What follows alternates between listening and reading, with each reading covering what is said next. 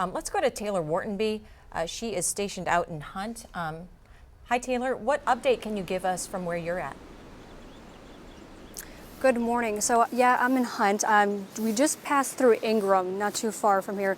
So I want to mention, coming into Hunt from Ingram, just you get to see the amount of destruction from the aftermath of the flooding that we saw. So this was completely different just yesterday, and this is the aftermath that we're seeing. So I'm in Hunt where we are about a mile from the heart of it. We're right off of State Highway 39, and this is the Guadalupe River. I want to mention right here to my right just how strong the water was here yesterday. You could see the tree that was just snapped, completely snapped in half, and you have all the debris here as well as the one in the back of me. But I also want to mention, there's a mailbox that is right here. Could be from a nearby home, and just goes to show how strong those waters were. And I want to take you over here just to get a closer look at what looks appear to be a big block of cement rock. So I'm 5'1", and I just want you to get a glimpse of just how big and massive this is, and it's completely, very heavy. This was moved by the floodwaters.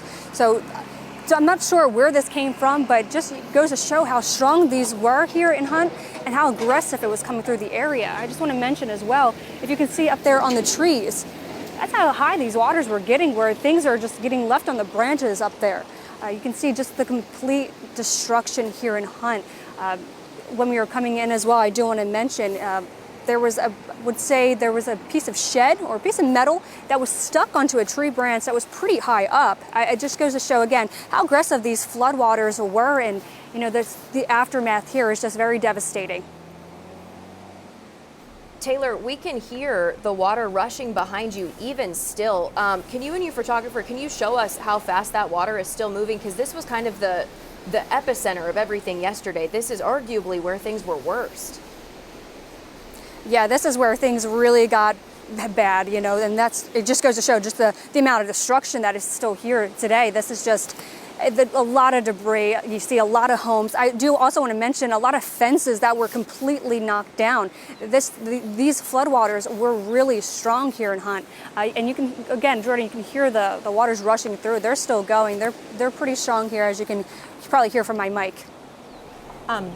Taylor, where you're at on State Highway 39, that road is completely washed out where you're at.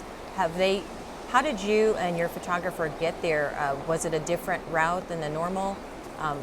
Because it just probably, as you guys were driving there, it got progressively worse. I will say my photographer is pretty great at getting us where we need to go. So it wasn't too bad getting in here, but you just see the amount of destruction. We did hit some flooding areas, so we had to take it slow. There's still some areas where you possibly had the chance of getting stuck with your car. So we did make sure we took it slow. So you can see cars passing through, but again, they're going pretty slow just to be cautious, because you can see the aftermath of some of the debris still on that roadway. And then on the right above me, where you can see there's a crack inside the road. So again, that just goes to show just how hard hit this area was. Taylor, I've been asking reporters to try and set the stage of where exactly you are, how far neighborhoods or homes are from you or businesses. Can you give us some perspective of that? Yeah, absolutely. So we're about 5 minutes or so from Ingram, and about a mile from the heart of Hunt.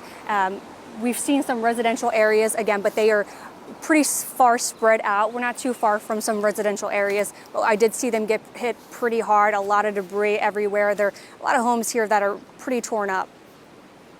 If you weren't with us yesterday, Taylor was in Comfort, which is downstream of this. They had a little more warning that water was coming. Taylor, how is what you're seeing in Hunt comparing to what you saw in Comfort? Definitely different today. In Hunt, just the amount of water, I described it yesterday as looking like an ocean, but we've seen the water go down significantly throughout the day. From here today, this is just, the water's flowing, it's still going fast, but today it's just really sad. You get to see the absolute destruction of these homes, and today is just a sad day just to see everything that the floodwater has caused for these areas. All right, Taylor, thank you so much. That video is hard to watch.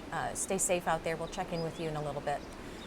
And we wanted to show you some more new video sent in to us from Hunt. Much of the area, this is just from yesterday, much of the area destroyed. You can see the popular Hunt store damaged and the post office completely gone. Representative Verdell talked about that a little bit. That is a staple place in Hunt, and he said that there is a chance that they'll be able to rebuild. There's still a little bit left, but obviously just devastating in there. It looks like these residents are in a golf cart driving around just looking at the damage. We saw a lot of that yesterday, especially after the heaviest of the rain moved through. Those trees just completely knocked to the side with the force of the water.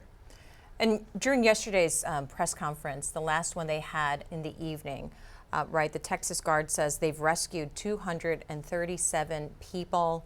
167 of those people were rescued by helicopter. Right now, they've got over 1,000 state partners helping in this rescue effort. Over 800 assets are being used throughout the state, boats, helicopters, high-profile vehicles. We've seen a little bit, just a portion of them, right, where Christina was in Ingram over at the City West Church. Speaking to Congressman Verdell this morning, right, he's saying, please do not head out to the area because it is very difficult.